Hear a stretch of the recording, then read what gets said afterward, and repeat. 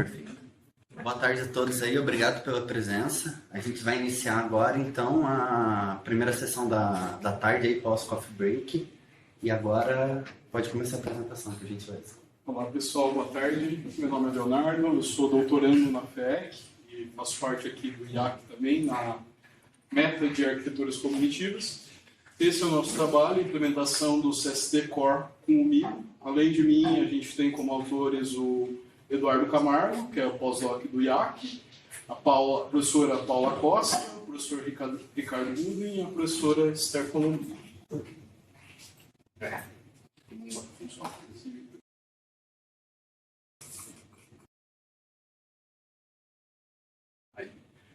Então, a partir de metodologia, primeiro a gente fez a instalação das dependências, a gente instalou o CST CLI, estava conversando com o Bruno a respeito, a gente faz a instalação dele para poder resolver todas as dependências necessárias para utilizar o CST com o MIMO.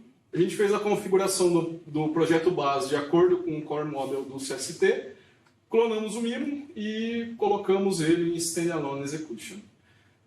A gente fez a conexão dos dados entre as saídas, né, sensoriais do MIMO e as partes proceptivas do CST. Também aplicamos ali a parte de saída de output de volta para o MIMO, para ele poder realizar ações. E documentamos ali os timestamps, a relevância e todos os dados aqui para poder ter um pipeline mínimo, para poder começar a implementar alguns tipos de algoritmos mais de alta relevância, né? Como atenção, como aprendizado. A gente modelou também as entradas e saídas dos codlets, para poder tanto pegar essas observações do MIMO, colocar em objetos de memória, quanto pegar ali o que sai de saída de ação e mandar de volta para o MIMO. A parte de ativação a gente utilizou para ver qual que seria o sensor mais ativo ali no momento. A parte de percepção a gente aplicou a normalização, mas podem ser implementados também mapas de características, como bottom-up ou top-down. E no final daqui do ciclo, né, a gente promoveu a junção da percepção ali, com base nos sensores, para ação, para levar para o MIMO. Então, a gente manteve a parte assíncrona do CST, com cada um dos codlets de cada um dos módulos cognitivos rodando em paralelo, e junto com o MIMO, né, conseguindo ali tirar tanto os sensores para gerar mapas de características, quanto utilizando esses mapas para poder escolher as ações e retornar para o MIMO e poder ficar nesse ciclo, né, de percepção, ação, ação. Como contribuição, a gente deixou um passo a passo, né, uma roadmap para poder fazer a instalação do CST Core com o MIMO e a aplicação dos dois juntos. Desenhamos a arquitetura com codlets e objetos de memória. Temos um tutorial disponível no nosso site, vou passar o QR Code daqui a pouco. E, como trabalhos futuros, né, a gente pretende colocar alguns mapas perceptuais um pouco mais complexos, além só da normalização, integrar com a parte atencional com a parte de aprendizado, para realmente o MIMO poder aprender dentro desse ambiente, e enriquecer também ali os cenários com novas cenas, com novos objetos e promover um aumento de complexidade em cima do MIMO para poder fazer mais experimentos. Obrigado a todos, esse é o meu contato, então, os e-mails, tem aqui o site e aqui está o link também para o tutorial com os scripts, como faz a instalação e como que podem ser feitos os experimentos. Além desse tutorial com o MIMO, a gente promoveu também um utilizando a Atenção e o Coppelia 5, que também é um simulador de robótica, e está disponível aí no tutorial. É isso. Muito bem.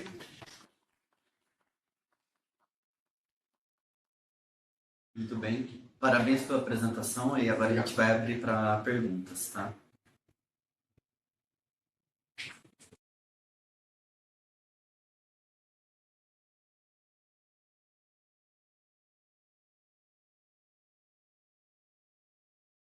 Ninguém? Perfeito, então. Muito obrigado, viu? Vamos agradecer novamente.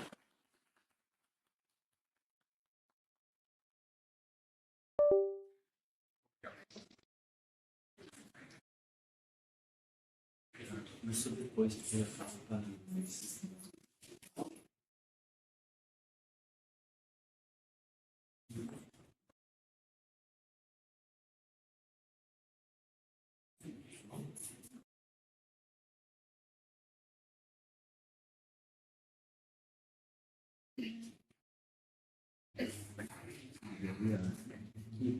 Um pouquinho pra lá.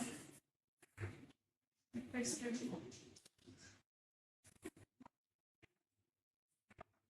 Tem que ser um pouco a apresentação dos slides, mas sim.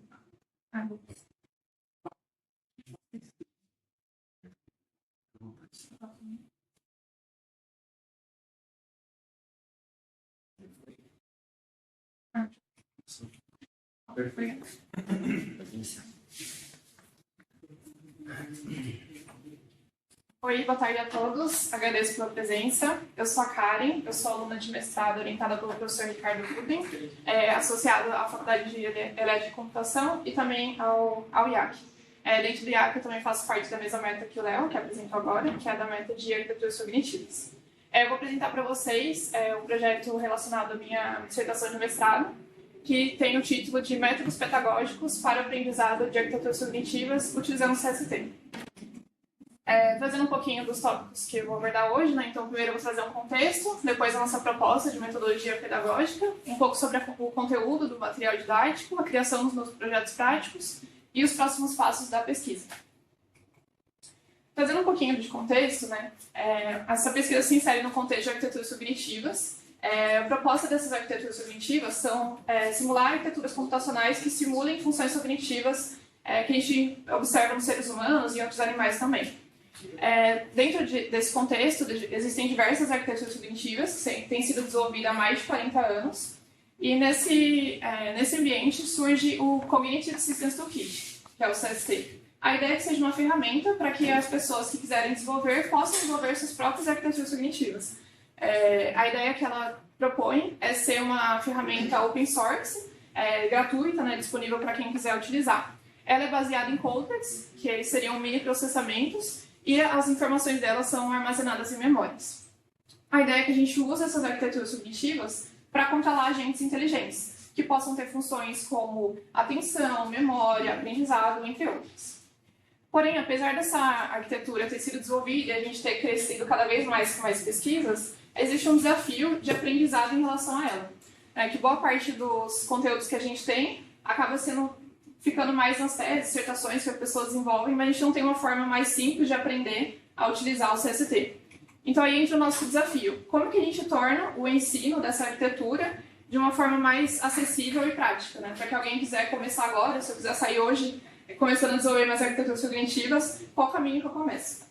Então a gente propõe um estudo baseado na pedagogia. Esse foi uma das nossas maiores inspirações, que é o trabalho que chama A Pedagogical Analysis of Online Coding Tutorials. Ela vai fazer uma análise de diversos tutoriais de código que existem na internet. Como a nossa proposta é fazer uma metodologia que seja online e disponível para todos, foi uma grande inspiração. Então ela vai trazer 4 tópicos adaptados da pedagogia sobre como os seres humanos aprendem. Esses 4 tópicos, a gente vai começar o primeiro, seria conectar o conteúdo conectar o conteúdo ao conhecimento prévio do aluno, seria principalmente personalizar aquilo que a pessoa já conhece e também buscar reutilizar o conhecimento que você aprende no começo, nos próximos aprendizados. O segundo tópico seria o de organizar o conhecimento declarativo, que ele vai ter a relação com qual que é o conteúdo que eu vou mostrar, qual que vai ser a hierarquia apresentada. O terceiro ponto é a parte de prática e feedback, que é a ideia de que a gente aprende muito melhor quando a gente tem uma prática e não só ficar lendo teorias. E também tem um feedback, que é saber se realmente estou indo no caminho certo, se aquilo faz sentido ou não. E por último, é a ideia de encorajar o aprendizado metacognitivo. Isso tem relação com você pensar em quais seriam as aplicações daquele conteúdo que você está aprendendo e também ter referências de onde você poderia aprofundar esse conteúdo. A gente propôs, então, com base nisso, a nossa metodologia pedagógica. A ideia seria que para cada conteúdo que eu for querer mostrar nesse meu material, eu tenho uma pequena introdução teórica, mas que não seja um grande aprofundamento. Depois disso, um projeto prático, para que a pessoa possa realmente executar no computador dela, escrever código, executar e observar o funcionamento. Depois tem uma reflexão, que é pensar como, quando e por que eu utilizaria aquele conhecimento que eu acabei de aprender. E por último, teria a ideia de suporte, que a gente fornecer referências a mais para que a pessoa queira aprofundar o conteúdo e ela não ficar somente naquilo que a gente forneceu. Falando um pouquinho agora sobre a parte de conteúdo do material didático, a gente buscou estudar quais eram os principais temas em relação a arquiteturas cognitivas e como a gente poderia trazer. A principal referência que a gente trouxe também foi esse artigo do Autonomous Agents as Embodied AI, do Franklin, de 97. Ele vai propor um passo a passo de uma construção de agentes inteligentes. A ideia dele é que a gente comece com algo bem mais simples, seria aquele primeiro agente ali em cima, que ele vai tomar as ações dele simplesmente baseado em sensores, sem ter muita trabalho em cima disso. E a gente vai evoluindo até ter um agente que tenha coisas mais complexas, como, por exemplo, atenção, memória, mecanismos deliberativos, entre outros. Então, inspirado nisso, e também em outros temas relevantes na área, a gente definiu quais seriam os tópicos que a gente vai trabalhar. A ideia que a gente tem, então, nesse conteúdo desse material didático que a gente está desenvolvendo, ter tópicos relacionados às funções cognitivas, entre outros temas relevantes na área. Então, o primeiro tema que a gente definiu seria um geral de arquiteturas cognitivas, do CST. A segunda parte seria a ideia de selecionação, que foi o que eu mostrei antes, de tomar a seleção simplesmente baseada nos sensores. Tem a ideia de percepção, que é você trabalhar um pouco mais os sensores, por exemplo, trazer categorias, entre outras possibilidades. A outra parte seria trazer memória workspace, teria a ideia de memórias especialistas, por exemplo, memórias episódicas, memórias declarativas, entre outras. Outros tópicos seria a parte de emoções, motivação e impulsos, que é entender como que a gente pode utilizar essas questões para ajudar o agente a tomar decisão. Outro tópico seria de atenção, que é muito difícil você conseguir processar todas as informações ao mesmo tempo, então a atenção está ali para a gente conseguir focar em algumas coisas. Outro tópico seria de planejamento, que é guiado a um objetivo, você vai fazendo o seu passo a passo até chegar nesse objetivo final. A imaginação seria você pensar em outras possibilidades, além do que você está vendo. E aprendizado, o agente estaria aprendendo com as ações que ele realmente executa.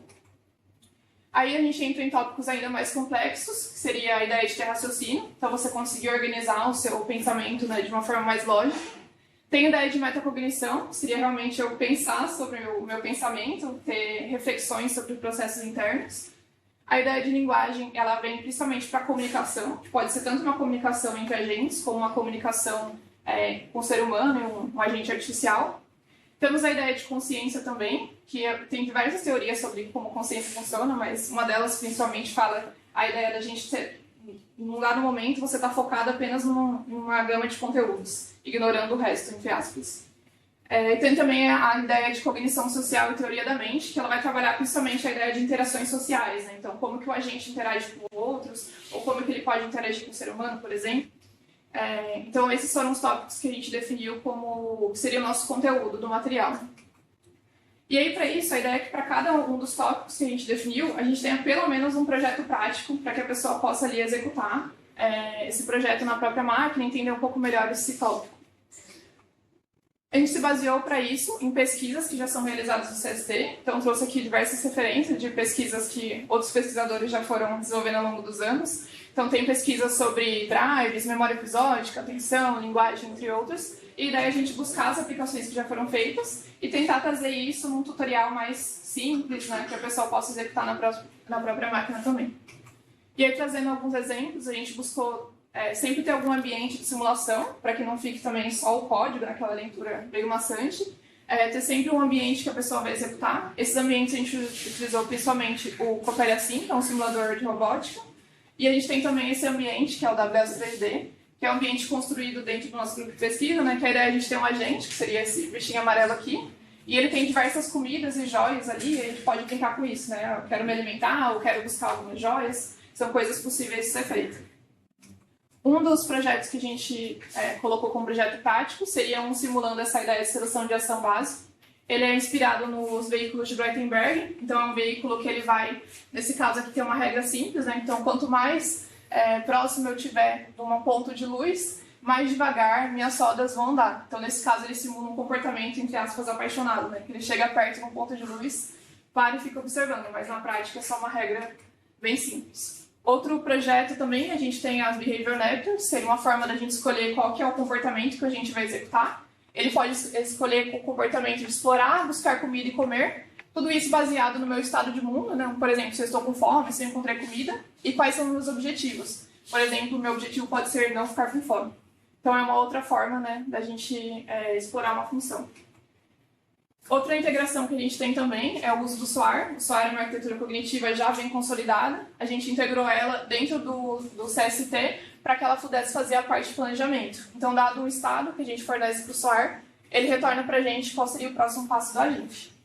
Então, esses foram alguns exemplos, né, do que a gente está desenvolvendo. Os próximos passos da pesquisa é a finalização desse material didático com base na metodologia. Então, a ideia é que a gente tenha para cada um daqueles tópicos que eu mostrei, a gente vai ter um projeto prático e todos aqueles passo a passo, né? Então, uma reflexão, conteúdo adicional, alguma prática, um feedback realmente. A gente vai fazer a aplicação desse material pedagógico com voluntários. O projeto já está sendo analisado pelo CEP, o Comitê de Ética da Unicamp. E a gente vai avaliar também feedbacks gerais e também esse AEQ, que é o Assessment Emotions Questionnaire, que ele vai avaliar como que a pessoa se sente ao longo do curso, que tem algumas relações com o aprendizado também.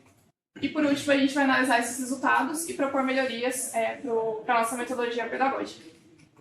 É isso, gente. Muito obrigada.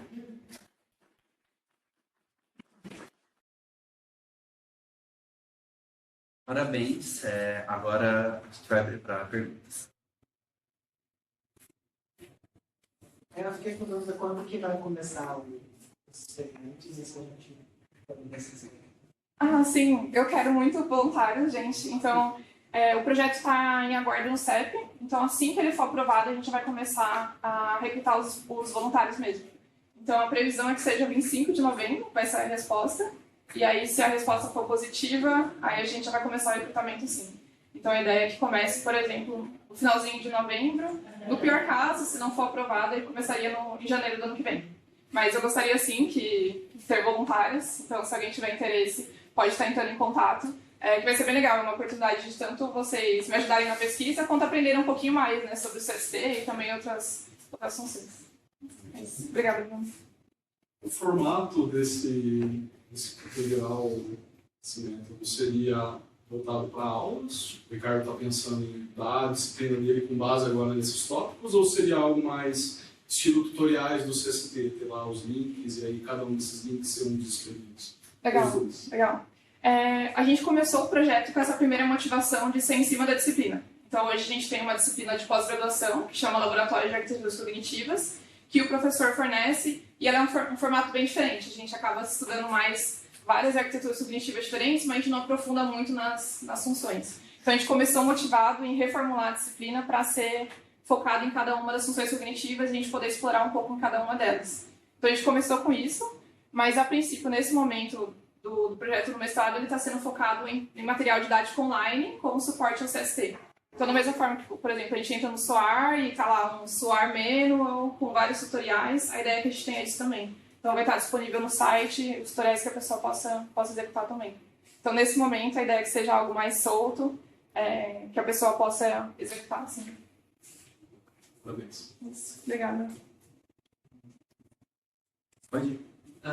Qual você pensa que é o perfil da pessoa que buscar de voluntários para poder testar esses métodos? Então, eu penso que uma pessoa que já mexeu com o CST antes, talvez seja melhor poder verificar se realmente a pessoa aprender como funciona. Legal. O perfil que a gente espera é que seja pelo menos uma pessoa que tenha um mínimo de conhecimento de programação, Java, isso a gente colocou como requisito, porque é o formato que é desenvolvido o CST hoje. Então, a pessoa precisa ter pelo menos algum conhecimento de programação ou está disposta a aprender. Esse é o perfil dos voluntários. E em relação a já ter experiência prévia do CST, é uma coisa que a gente já espera, que algumas pessoas já tenham. Então, a ideia é que no formulário inicial de inscrição, a gente já vai perguntar: você já teve alguma experiência prévia do CST? Como que foi a experiência? Já tem sugestão de melhoria? E nesse sentido, assim. Então, a ideia é que a pessoa não seja obrigada a fazer todos os tutoriais. Se ela já tem conhecimento naquilo, ela pode, por exemplo, optar por não fazer. Não vai ser algo contínuo, assim. Você tem que fazer esse módulo para ir para o próximo. A ideia é que o material seja realmente suporte, né? Não é obrigatório você fazer todos. Isso. Eu tenho uma última pergunta. E a faixa etária desses participantes, vocês estão focando já em alunos da graduação, ou poderia ser pessoas mais jovens, por exemplo, ensino médio? Uhum. Não tem faixa etária definida mesmo. O único pré-requisito é a pessoa ter conhecimento já de programação, de preferência Java, estar disposta a aprender. Aí, se parecer alguém de 12 anos muito afim, estaria dentro. Eu acredito que só pelo CEP a gente precisaria de pessoas acima de 18 anos. São questões legais, a gente não colocou menor de idade, se eu não me engano. Então, o único requisito seria ser mais de 18 por questão do comitê de ética mesmo. Eu acredito que se fosse envolver pessoas menores de 18, precisaria ter um especificado lá e autorização certinho. Então, se não me engano, é isso. A única questão é você ser desenvolvedor Java ou ter algum interesse de fazer e também ter maior de 18 anos. Mas você pode estar em outro lugar do Brasil ou até de outro fora, porque a ideia é ser algo online mesmo. Então, o pessoal poderia executar de outros lugares. Perdão. Inclusive, não precisa falar português. A nossa ideia é que a gente tenha tanto a versão em inglês quanto o português também, para essa questão de mais diversidade de público também. Muito legal, parabéns. Isso. Vamos agradecer de novo aí agora.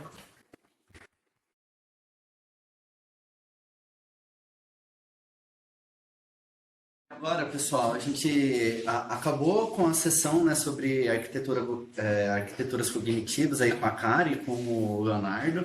A gente vai dar início agora à parte de SFL e rede 5G. Então, vou chamar aqui o Matheus Carmo e o Camilo Henrique para a gente estar colocando as apresentações aqui.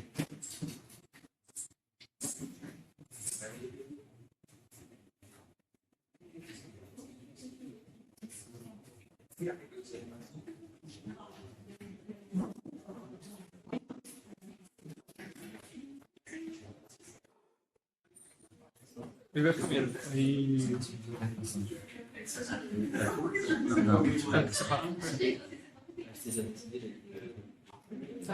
Ele começa. Apesar de a gente estar juntos, os tópicos são meio distintos. Acho que a gente acabou só agrupando, né, por temas parecidos, mas não necessariamente, né, era mesmo. As apresentações estão sendo gravadas. Então, tá. Lembrar o seu livro.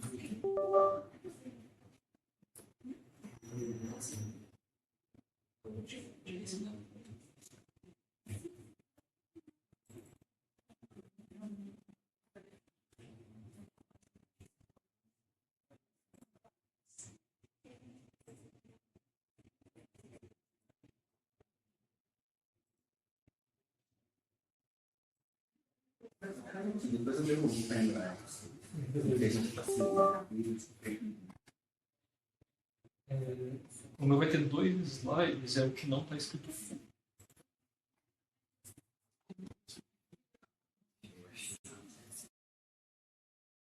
Não é aquele ali mesmo. Não é trash, não é nada. Não tem nada no eu sei se for. Sim.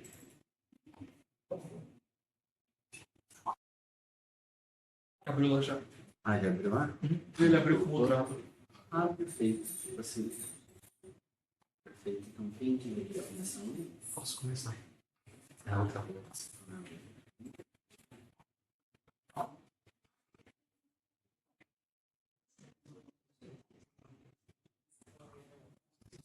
Perfeito. Pode começar. Então, boa tarde, pessoal. Meu nome é Camilo. Eu vou falar um pouco sobre o meu tema de EQM, né, que é aprendizado colaborativo utilizando Split Federated Learning, né, também com seleção de clientes em cenários multioperadores. Né. Então, falando rapidamente de introdução, né, o trabalho está focado em cenários 5G móveis, onde há diversas estações base operadas por diferentes operadores. Então, o desafio principal aqui vai ser justamente a questão da colaboração entre os diferentes operadores, que é restringido justamente por questões competitivas e regulatórias.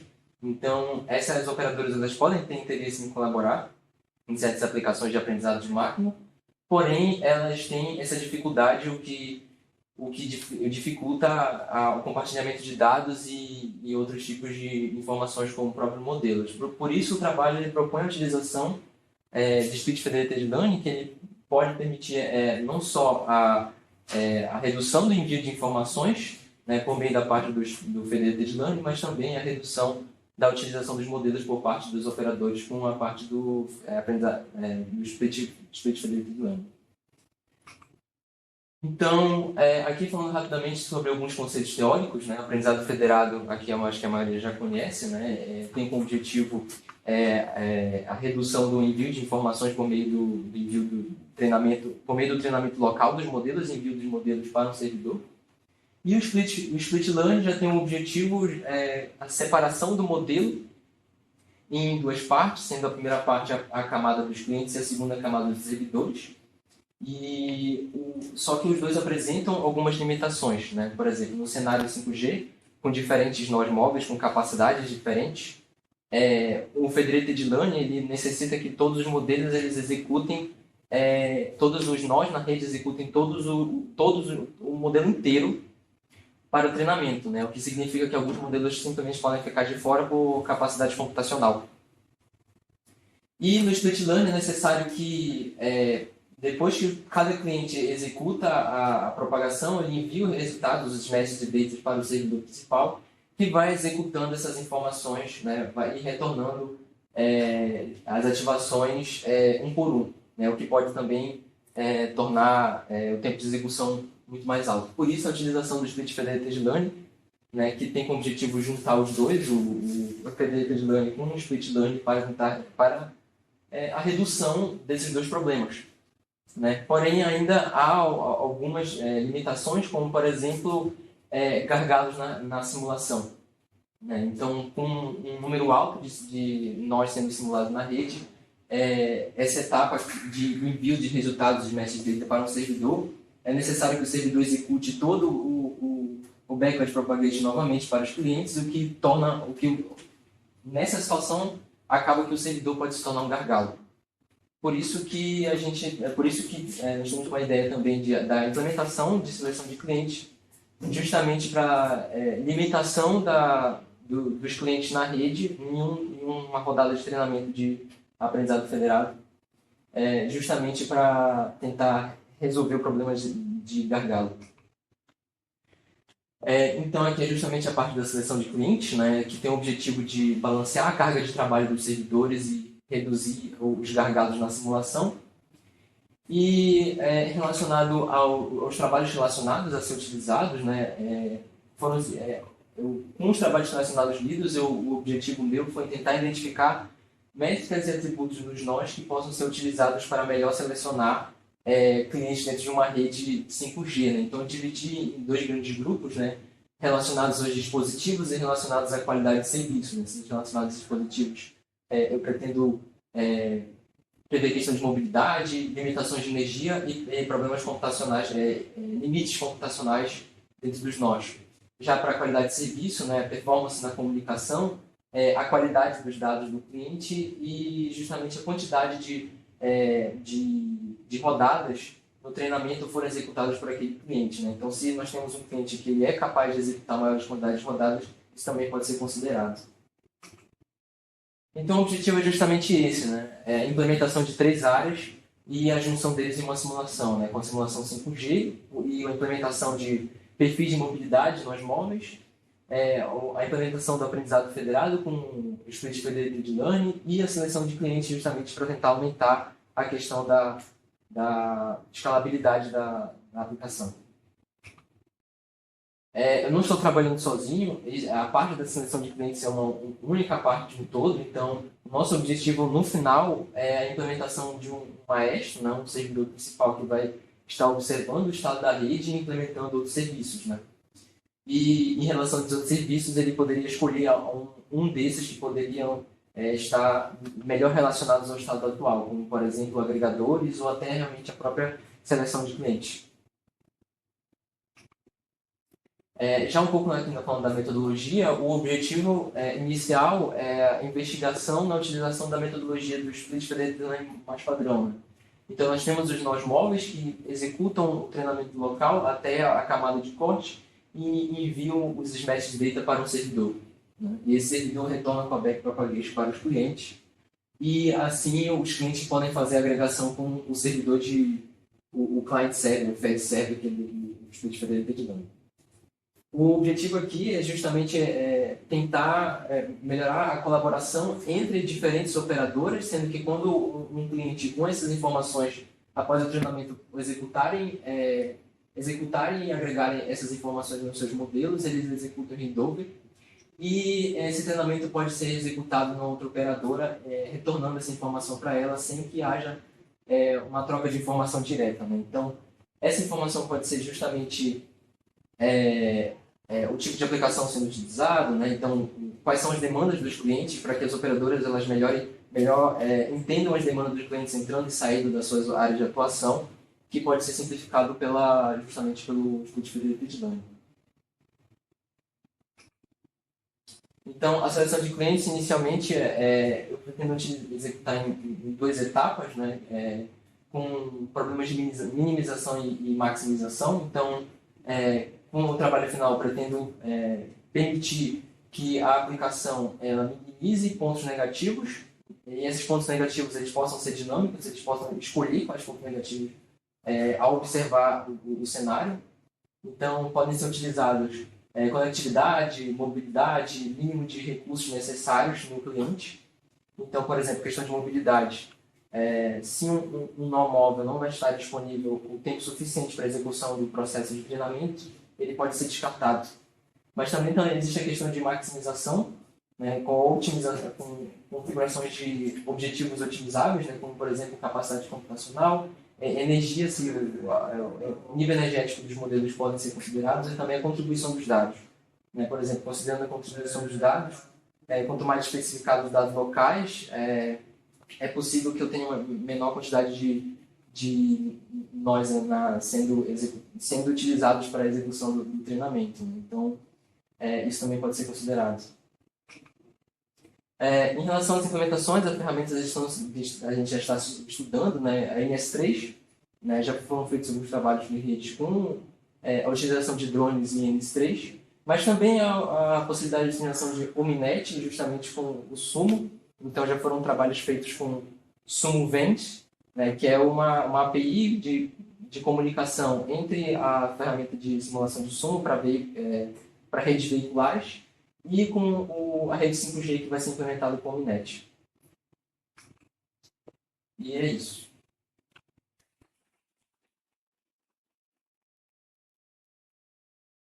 Bem, parabéns pela apresentação. Abrindo agora para perguntas. Eu tenho 2 perguntas aqui. Pretende pegar essa seleção de clientes e utilizar em outros aprendizados distribuídos como o mercado federado ou outros que têm essa questão de seleção de clientes? O objetivo é que a seleção de clientes seja otimizada para esse cenário, né? Mas se ela pudesse ser utilizada em outros cenários também, eu acho que vale outros trabalhos futuros. E o outro tem esse cálculo de seleção de clientes, ele exige um processamento, né? E como que imagina que esse processamento vai causar impacto negativo na questão do aprendizagem? Na questão ali já que está querendo ter mobilidade, né? Como isso vai impactar negativamente? A questão seria a execução da seleção de cliente, num cenário mais real, seria na execução daquele maestro, né? E eu entendo que, no momento, aquele maestro vai ser responsável pela execução da maioria da execução do cenário, né? Aprendizado federado, a seleção de clientes também. Só que com o Split Federated Learning existe também um problema de que o servidor justamente pode ser o gargalo da simulação, justamente por ele ter que executar o backpropagation e retornar para os clientes. Então, realmente, isso é uma coisa sendo investigada. Né? Na verdade, a utilização da seleção de clientes foi justamente uma escolha por eu pensar já que o servidor pode ser um grande gargalo na simulação. Mas o quanto a seleção de clientes pode impactar na simulação como um todo, o que eu pretendo fazer com resultados finais execução de alguns cenários, né? Por exemplo, cenários sem seleção de clientes, cenários com seleção de cliente mínima, onde N clientes aleatórios podem ser executados, ou até utilizando uma seleção de cliente mais dinâmica. Última pergunta, só trabalho futuro já. com a chegada do 6G, eu acho que vai mudar muito, ou você planeja utilizar a estrutura do 6G? Por enquanto, não. Por enquanto, a gente ainda não tenho muita experiência com 6G. Não sei o quanto modificar, tão diferente está em relação ao 5G. Né? Mas as ferramentas de implementação de rede que eu estou utilizando agora, elas estão utilizando ao máximo a questão do 5G, mas ainda nada relacionado com 6G.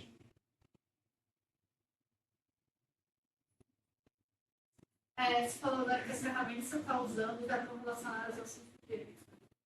Se eu não me engano, o NS3 ele tem um módulo que é o File de Lena. Vocês estão usando esse? Sim, pro NS3 eu estou investigando isso, né? Pro Omnet também tem um outro módulo também com 5G. Mas, assim, ainda há a implementação do cenário, né? Ainda não chegamos a terminar a implementação do cenário, né? A ideia do EQM bem nova. Inclusive, eu defendi aqui no final do mês passado, então é algo realmente que, por enquanto, já está nisso, né? Perfeito, então vamos agradecer de novo.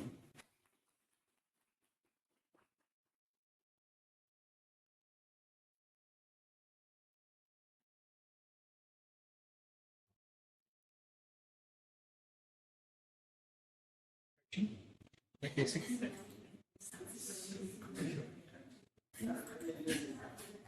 Vai. Abre ali o laser, sim. Fica à vontade, Matheus. Certinho.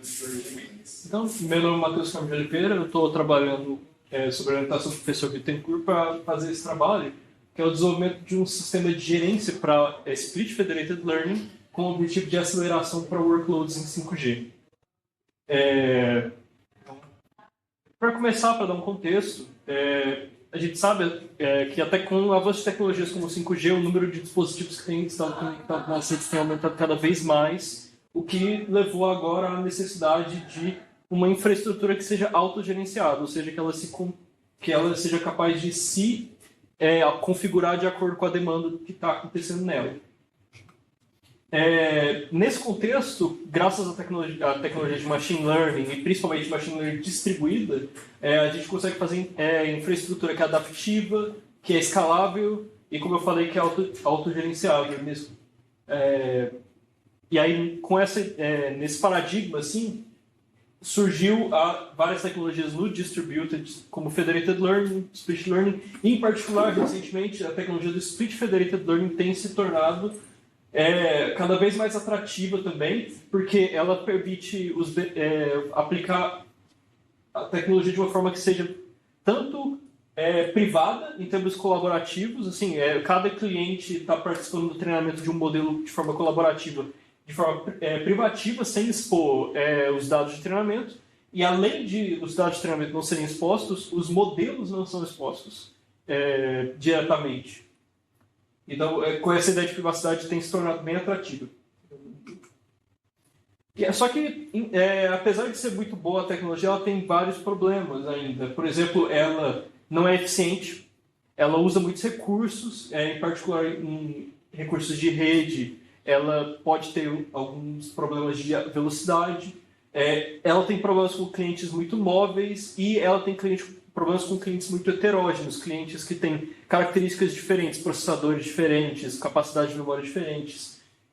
Então, é nesse contexto que o objetivo do trabalho que eu estou desenvolvendo é fazer, então, um sistema de gerência. O sistema de gerência vai pegar um workflow de Federated Learning e vai manipular, direcionar os participantes e manipular os parâmetros do treinamento para poder acelerar o máximo possível e gerar o modelo mais rápido possível.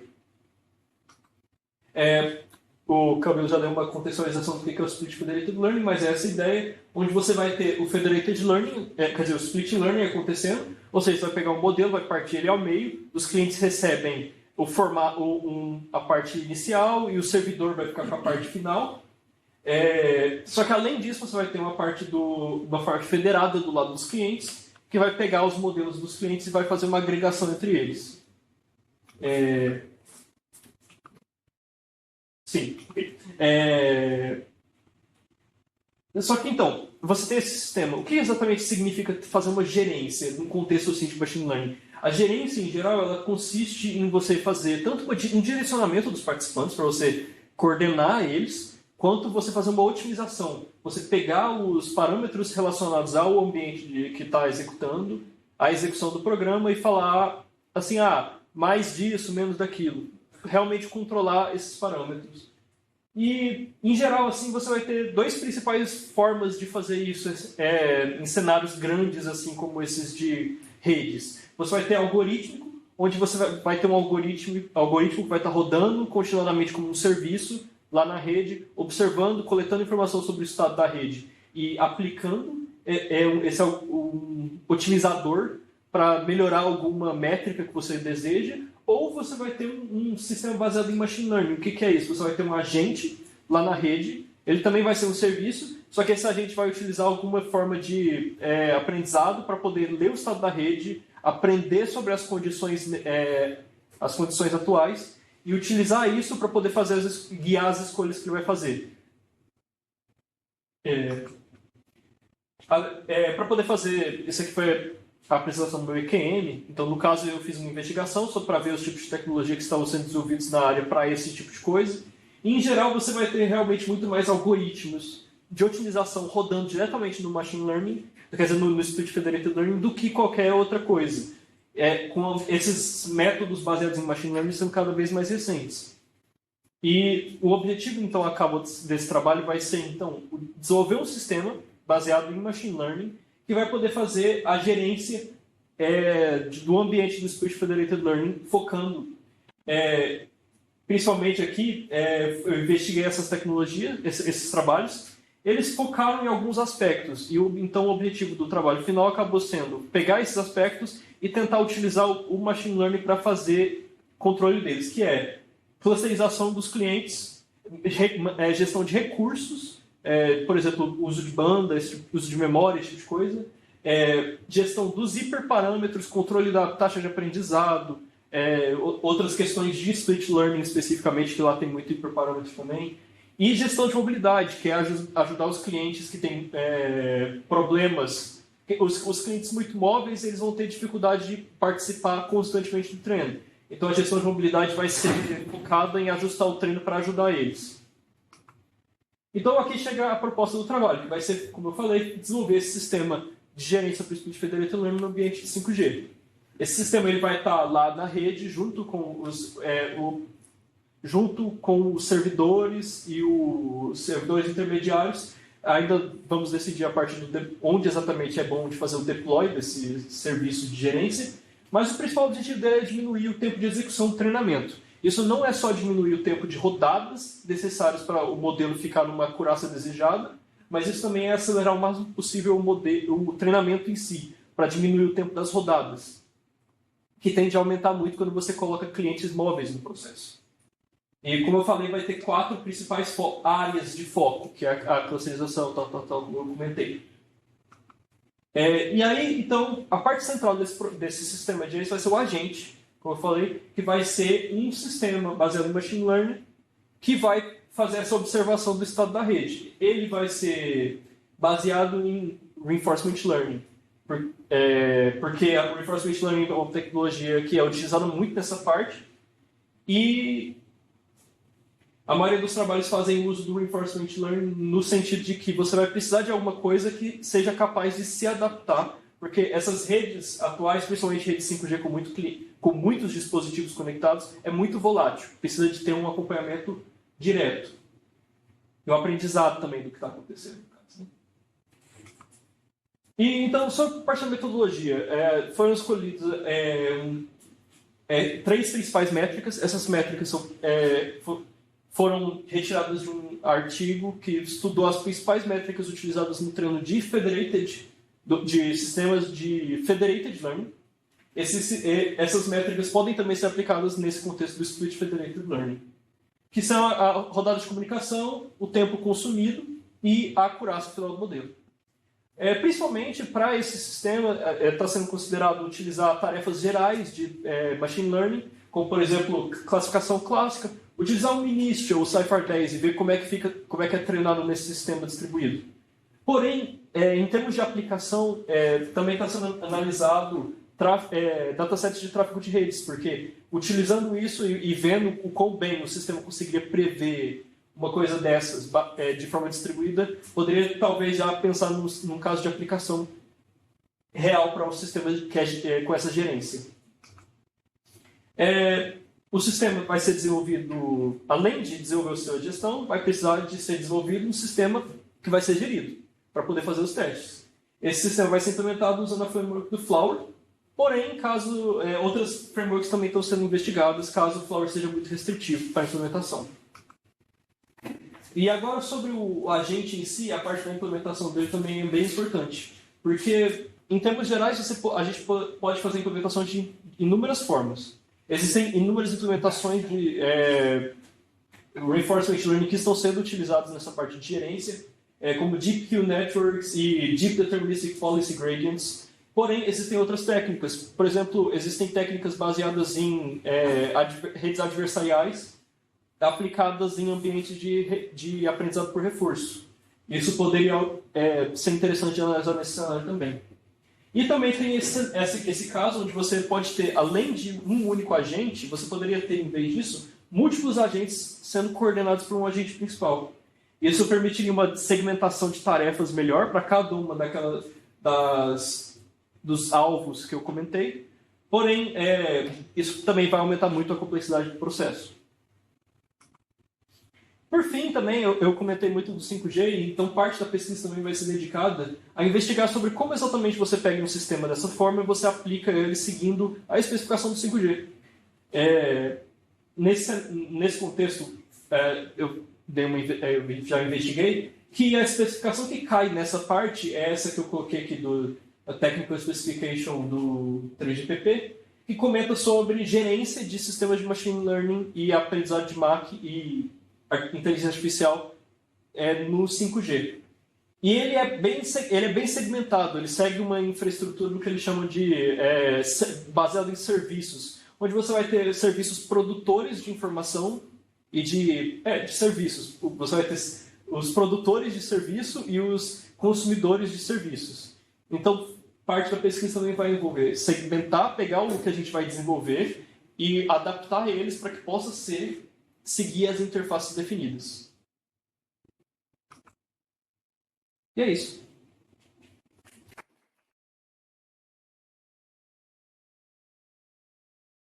Perguntas? Eu tenho uma pergunta, não sei se foi falado na apresentação, mas no momento que você se bota no Reinforcement Learning, você precisa de algumas métricas que você vai analisar para tomar decisão. Já pensou nessa métrica? Isso vai ser conselho? No caso, eu também estou estudando Reinforcement Learning, não era uma área principal minha, só que eu tenho tentado estudar mais e mais para poder fazer essa implementação.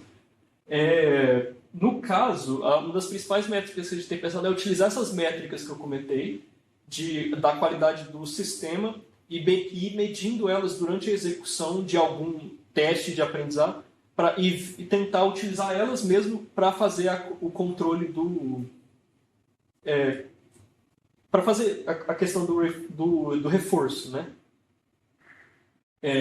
Então, por exemplo, você poderia pegar o sistema do Split Federated Learning. Ele vai estar lá rodando um aprendizado de alguma coisa de forma distribuída.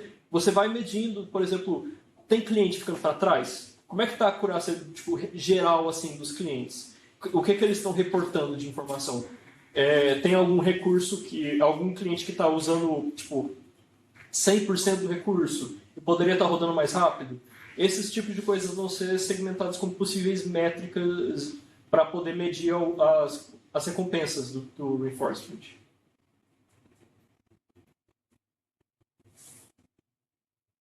Mais alguém? Vou agradecer novamente, então. Parabéns.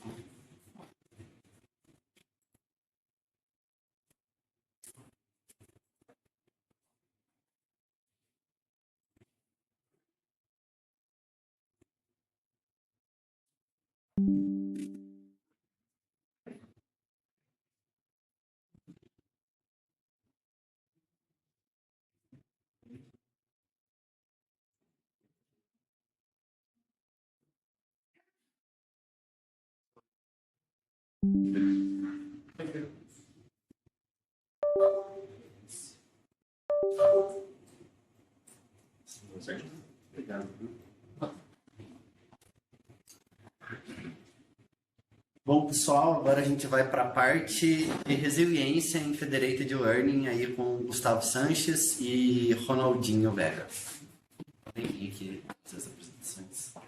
Tá, as duas aqui, tá? Ah,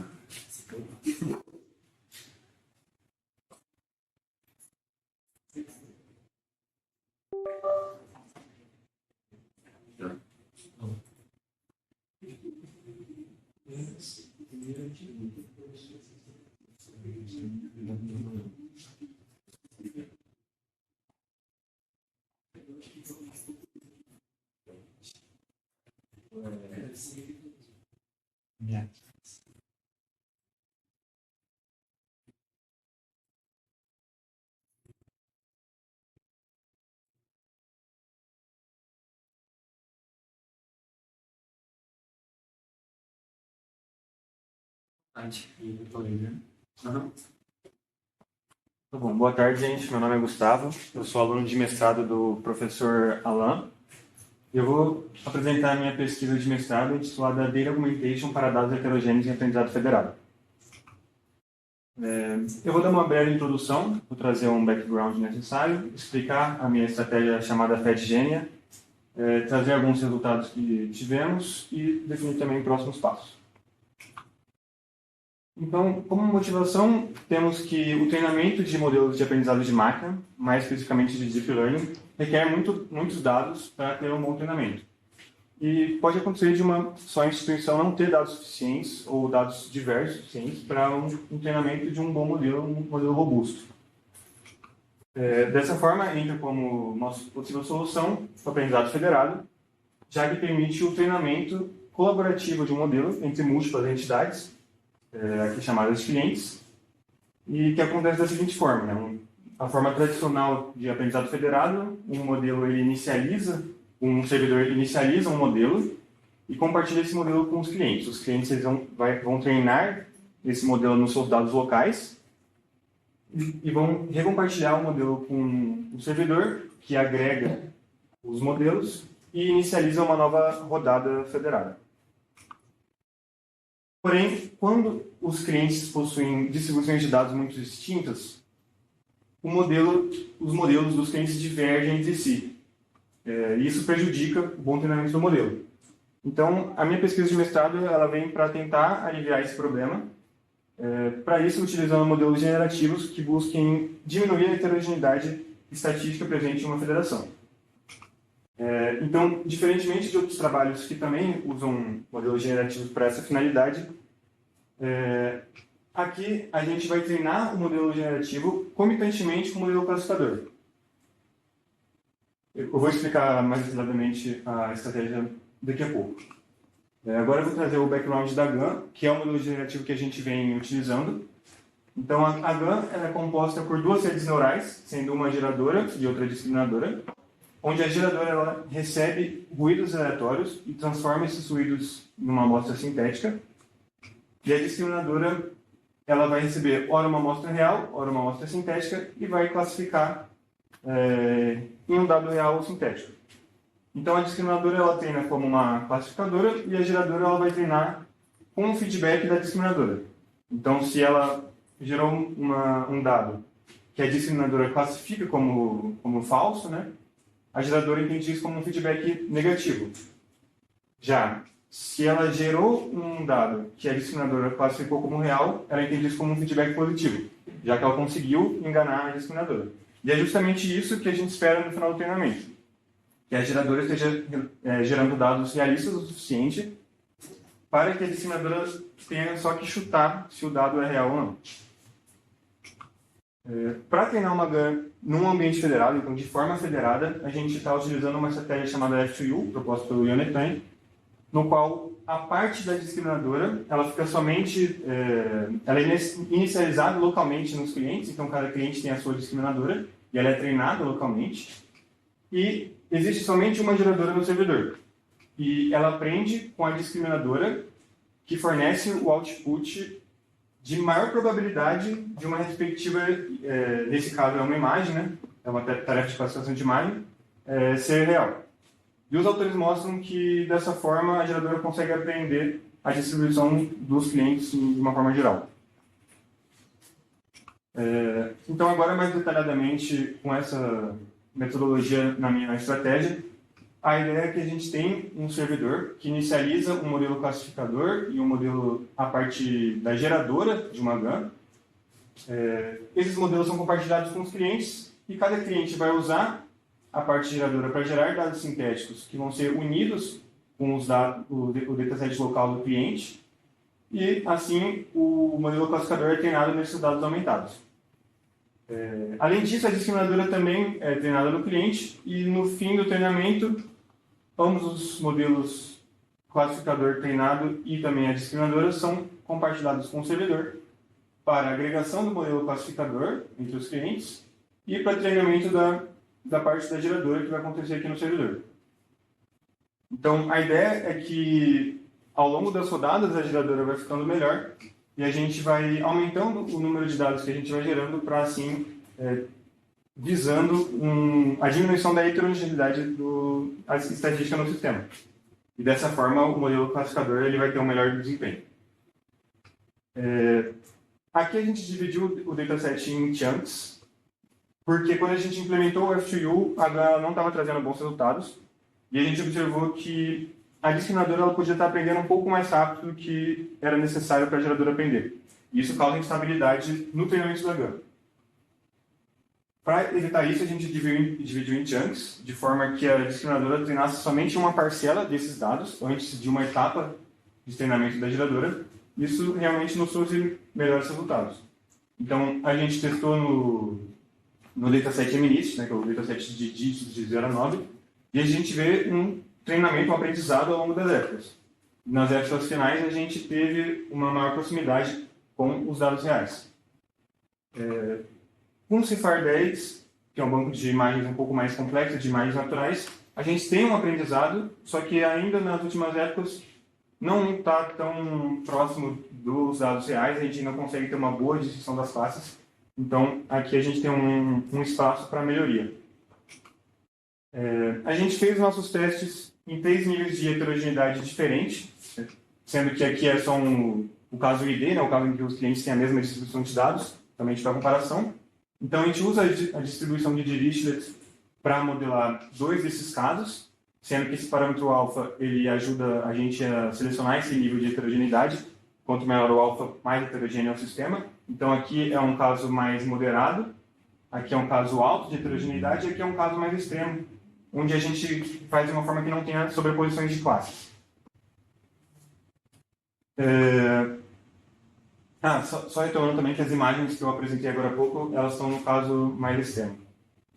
Então, como resultado aqui, a gente implementou, usando o FedVG, que é um método tradicional do aprendizado federado, onde a gente faz a agregação do modelo utilizando a média ponderada, e a nossa estratégia ela pode ser também unida com outras estratégias de treinamento.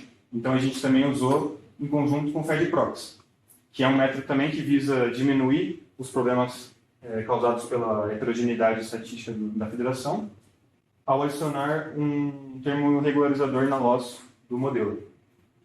E a gente pode observar que, em termos de acurácia, com a nossa estratégia, a gente consegue melhores resultados, em comparação com o baseline. Daí, com exceção aqui no CIFAR, com esse cenário extremo, como eu mostrei, a GAN não convergiu do jeito que a gente esperava, então, nesse caso, a gente não conseguiu resultados tão bons, mas nos outros, sim. E, apesar de a gente ter conseguido boas acurácias, a gente não tem problema com comunicação. Então, também pelo fato de a gente estar enviando o modelo generativo na rede juntamente com o classificador, mas principalmente pelo sistema de chunks que a gente está utilizando. Então, para concluir uma época, a gente precisa do número de rodadas, que é o número de chunks que a gente tem. Então, aqui a gente está usando 100 chunks para conseguir um bom resultado. Então, a gente precisa de 100 rodadas por uma época. Isso influi bastante na nossa comunicação. Então, como próximos passos, a gente está procurando outro método de treinamento de GAN, que a gente não precise utilizar esses chunks ou use menos. Também pensamos na geração de embeddeds. Também pensamos no uso de modelos de difusão, que é outro tipo de modelo generativo. Daí o uso de privacidade diferencial ou geração de embeddings ao invés das próprias imagens, isso para tentar evitar um possível vazamento de dados privados, por mais que a gente esteja utilizando dados sintéticos. E também clientes filtrarem classes que desejam receber, isso para facilitar, para agilizar a convergência. Também evitar que clientes treinem ambos os modelos numa mesma rodada, isso para diminuir custos de comunicação. E também ampliar testes, aumentar o número de clientes. Também a gente aqui vem pensando num cenário cross-silo, com poucos clientes. A gente tende a ampliar isso e também implementar mais soluções para comparação e, possivelmente, usar um dataset também de imagens médicas. Um agradecimento também pelo financiamento do BPG Pactual e obrigado.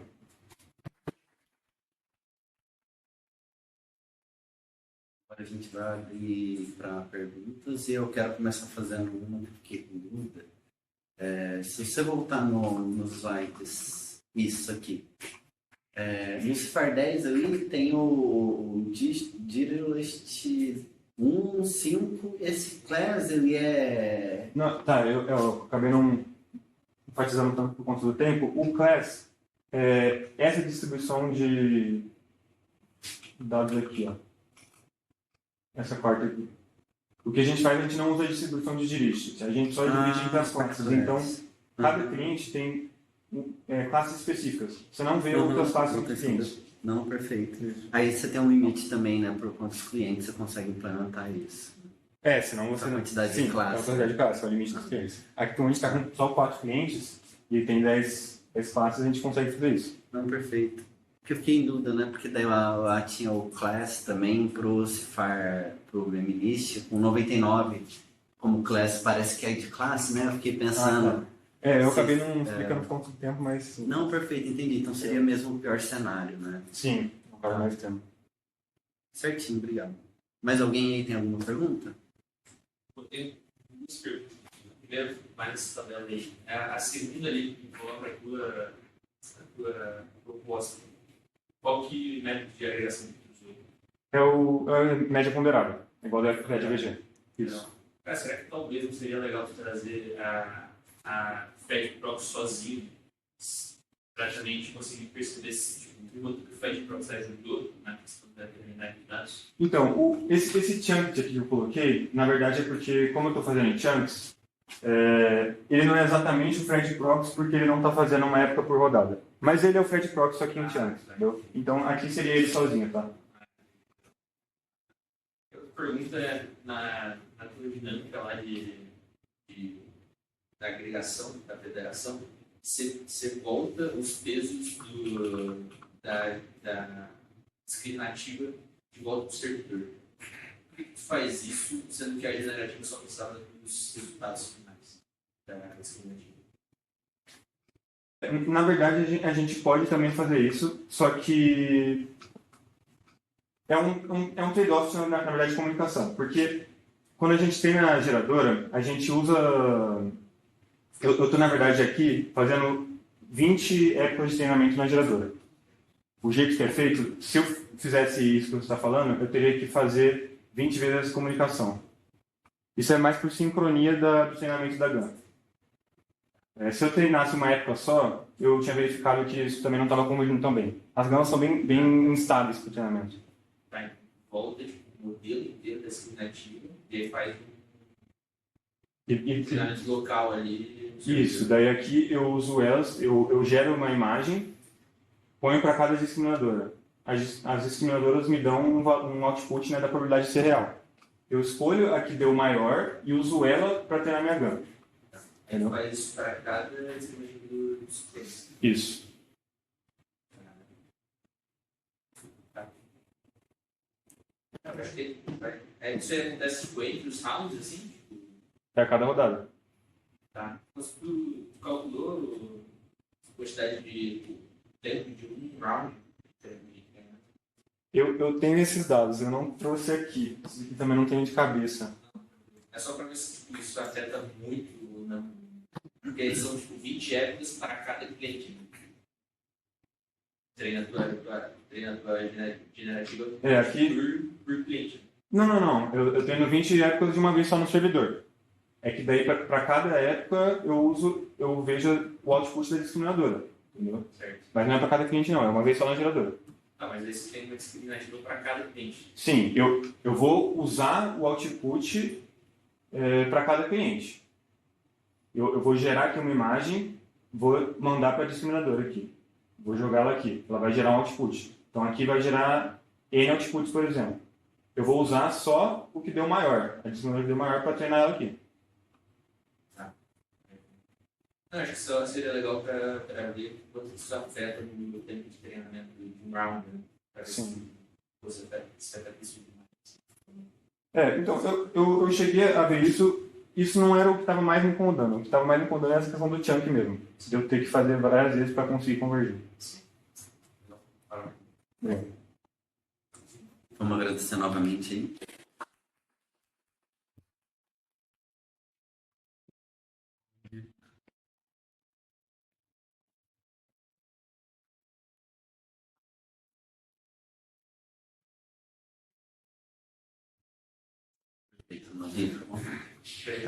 Boa tarde, pessoal. Bom, hoje eu vou apresentar um trabalho que eu recém estou começando a realizar. Então, eu fiz de CMA, que é a optimização evolutiva da agregação para aprendizado federado resiliente. Então, o que é aprendizado federado, como já falaram, é treinar um modelo de forma colaborativa, onde os dados dos clientes se preservam do lado dos clientes e só a gente comparte os pesos do modelo. Então, o aprendizado federal tem vários desafios. Os principais nos que eu estou focando é trabalhar com dados na OIG, onde os clientes têm distribuições diferentes, e também com ataques de envenenamento, onde tem clientes maliciosos que enviam para agregação modelos corrompidos.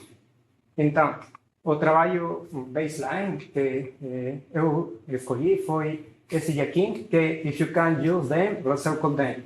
O que eles fazem é a fusão de checkpoints de modelos de LLMs, a fusão desses checkpoints.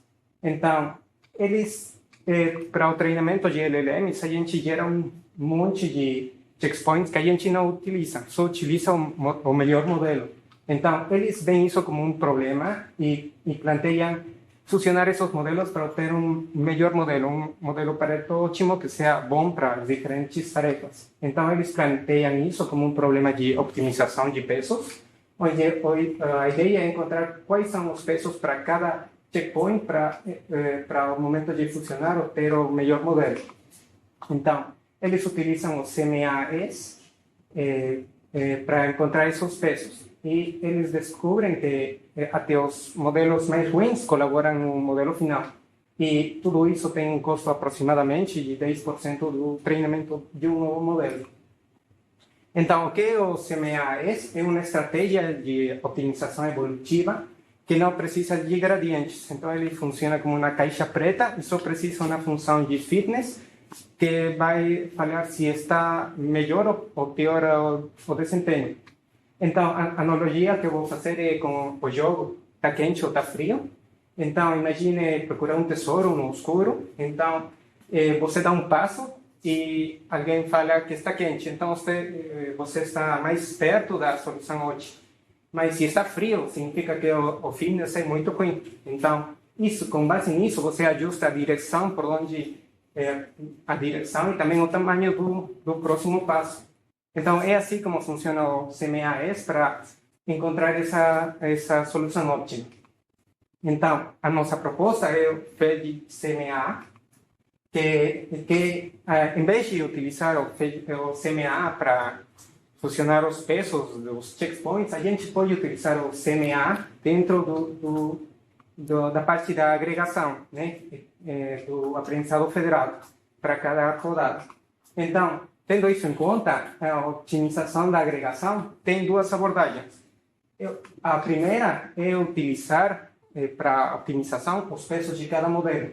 Então, essa estratégia é altamente custosa, porque no artigo que eu peguei como trabalho relacionado, eles só fazem uma rodada para obter um melhor modelo, mas no aprendizado federal temos múltiplas rodadas. Então, fazer isso durante múltiplas rodadas é muito custoso. Então, a segunda estratégia que eu encontrei foi utilizar só os logits dos modelos. Então, com isso, a gente consegue diminuir muito o custo de optimização. Para a experimentação, a gente trabalhou com 20 clientes, onde só 6 clientes participam em cada rodada. O treinamento foi durante 30 rodadas e o dataset foi o Fashion Administration.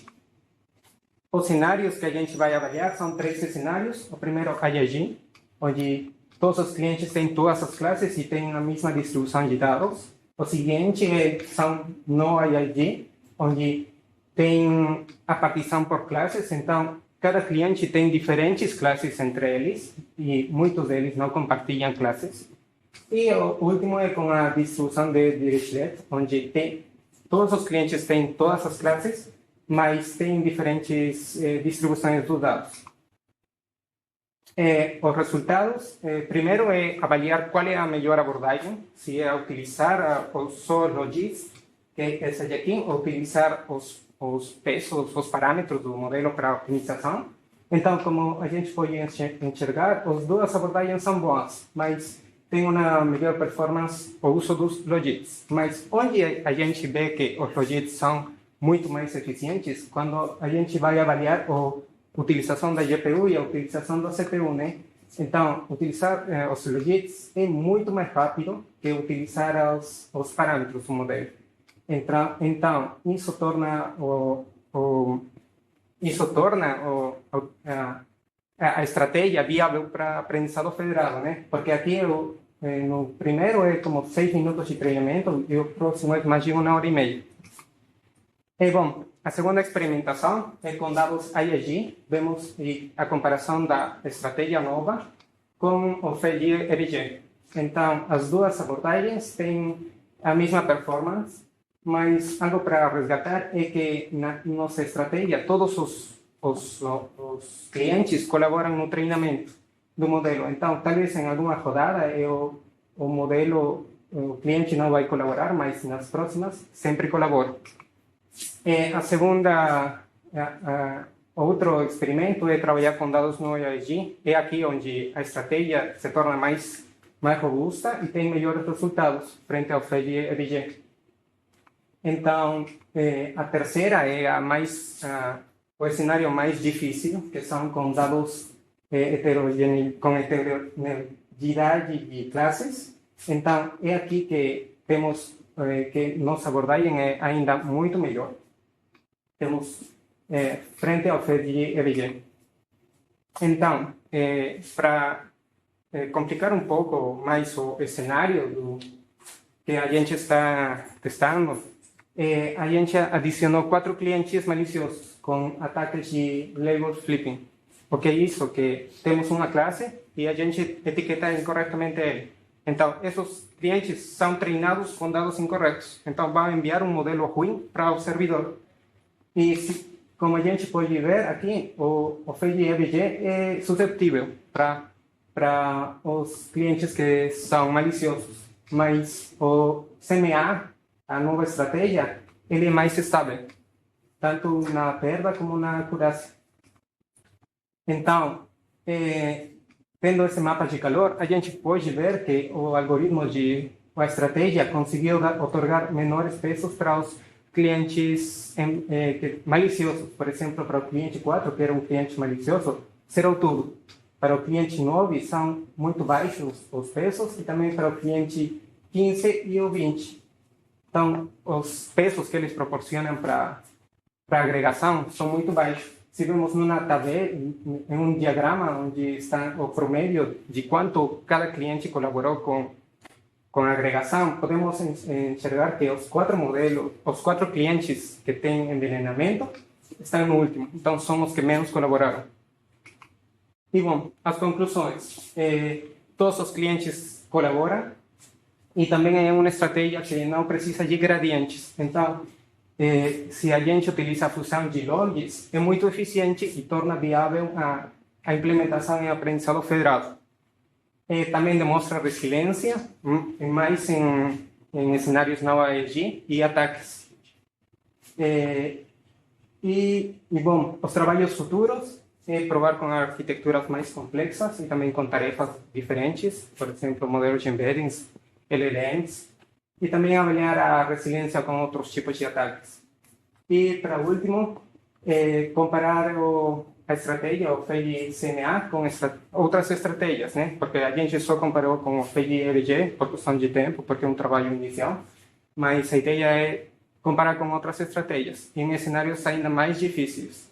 E também, uma parte é que eu quero aplicar o FEI-CNA como uma estratégia de seleção de clientes, né? Para descartar os clientes que estão, os clientes maliciosos. A gente pode setar um threshold aqui e descartar eles. Depois de 4 rodadas, que eles não superam o threshold, são descartados durante o treinamento. Isso vai melhorar ainda a performance. E, bom, é isso aí. Obrigado.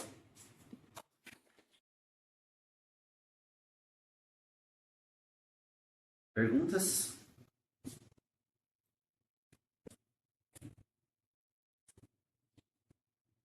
Eu fiquei com uma. Não é, chega a ser uma pergunta, mas é uma curiosidade. Eu vi, acho que no primeiro gráfico tem uma data lá. Não, dos resultados mesmo. Isso, esse aí, ó. Você rodou hoje isso aí? Sim. Eu queria comparar, porque É impressionante. porque como é muito pesado, eu não consegui rodar. Então, assim, eu deixei isso rodando de noite e durou como 1h30. Então, 1h30, 1h30 minutos. Isso. Não tem a poder. Legal. Parabéns pela apresentação. Só uma perguntinha. Os logits, eles são calculados no cliente ou no servidor? Para realizar essa estratégia, a gente precisa de um subconjunto de validação no lado do servidor. Então, é um subconjunto que não compartilha com os clientes, só para o servidor. Então, ao momento de o cliente enviar um modelo, ele, ao início da rodada, ele calcula os logits para cada cliente. Então, e o CMA é por iterações, né? Eu setei máximo 100 iterações, mas não tem que estar calculando todo o tempo os logits, porque a função é baseada nos logits que calculam no início do round. É por isso que é muito rápido.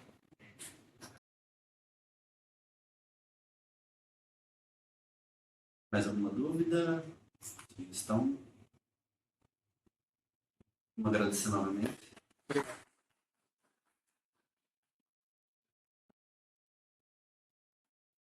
E então é isso, pessoal. Aqui a gente encerra por hoje, né, a sessão de apresentações, tá? Vejo vocês amanhã, logo de manhã, com a abertura do segundo dia do nosso workshop de tese de dissertações. Muito obrigado pela presença.